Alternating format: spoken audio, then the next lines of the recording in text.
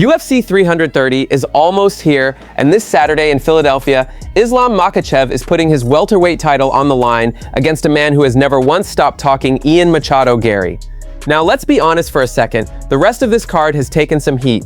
Outside of the main event and the co-main, there isn't a single ranked name on the main card. But nobody's worried about that this week, because this main event alone is carrying the entire show. Garry the Future has been backed by a lot of fans to do the unthinkable, dethrone the pound-for-pound #1. And throughout fight week, he's actually been pretty respectful about it, calling this the toughest challenge in UFC history. That respect took a hit earlier this week though, when Garry revealed something that rubbed a lot of people the wrong way. He admitted he's already built a cabinet at home to house the UFC title, and then he doubled down, saying he's going to put a hole in Makhachev's head. Well, Makhachev heard about it, and in the first UFC-embedded episode of Fight Week, the Dagestani champion fired right back, promising to humble the Irishman, and then came the line that's gonna get clipped everywhere online. He acted like he bad guy, tried to do some too much interview, talk some bad, you know, but I know this, he's a humble guy. If not, we will make him humble. I respect all what he has, you know, all his skills, all his background, and we'll see. And guys, we'll make him humble, we'll make him respectful. Now here's the thing, despite all this, both guys have actually shown a lot of respect for each other's skill sets throughout fight week. But Thursday's final press conference, that could be a very different story once Garry gets a live mic in front of him. Either way, this fight headlines UFC 330 this Saturday, August 15th, live from Philadelphia. The UFC is in the city of brotherly love this week, and true to form, they're using every iconic Philly landmark they can find to promote this card. On Tuesday, that meant putting Makhachev and Garry face to face right outside the Philadelphia Museum of Art, in front of the legendary Rocky statue. This is a massive week for Makhachev. Not only is he defending his welterweight title, he's also chasing history, looking to pass Anderson Silva's record for the most consecutive wins in UFC history. And in the co-main event, Mackenzie Dern makes the first defense of her strawweight title against Canadian submission specialist Gillian Robertson. But the storyline everyone keeps coming back to is the size difference between these two welterweights.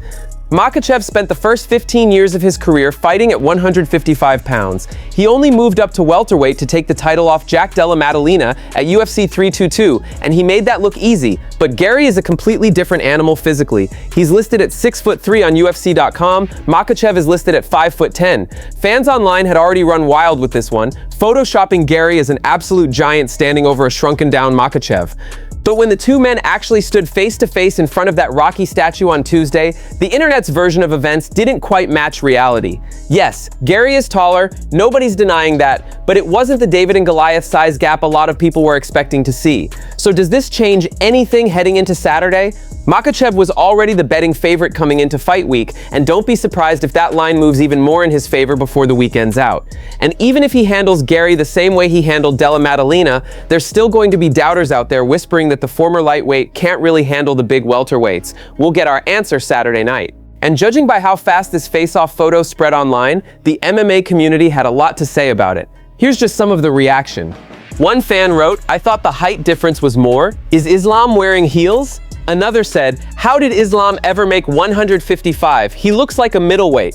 I thought Ian is taller than him. If he is same height as Islam, he is done for." Another echoed that same point, "I thought Ian was way taller than him." And one fan summed up the mood of a lot of people online, saying the size advantage everyone talked up for months just wasn't close to what they expected to see in person. So yeah, the MMA community clearly expected a bigger visual gap, and Tuesday's face-off didn't deliver quite the spectacle a lot of people were bracing for. While all eyes are on Philadelphia, there's another massive story developing behind the scenes, and it involves one of the most avoided fighters in MMA. Last weekend, Usman Nurmagomedov fought out the final bout of his PFL contract, and he did it in brutal fashion, knocking out Archie Colgan in the very first round to keep his undefeated record intact at 22-0. Almost the second that fight ended, Jake Paul was already trying to get in his ear, hoping to lock him down with MVP MMA following their merger with PFL. But at the same time, talks reportedly kicked off for a move to the UFC, and Dana White has more or less hinted that it's all but a done deal. Nurmagomedov is arguably the hottest free agent on the entire market right now, and with how aggressive the UFC has been about signing top talent lately, it's hard to imagine them not being all over this. His manager, Ali Abdelaziz, revealed that PFL actually had a shot to re-sign him to a longer deal before that Colgan fight, but once they saw the number he wanted, they walked away. And with Nurmagomedov's future now one of the biggest storylines in the sport, even his own cousin Khabib Nurmagomedov weighed in, saying it would be, quote, career suicide for the UFC to throw him straight into a title fight in his debut. So if not a title shot right away, then who? Well, Abdelaziz didn't hold back on that one. If he go to the UFC, I want Ilia Topuria, first fight.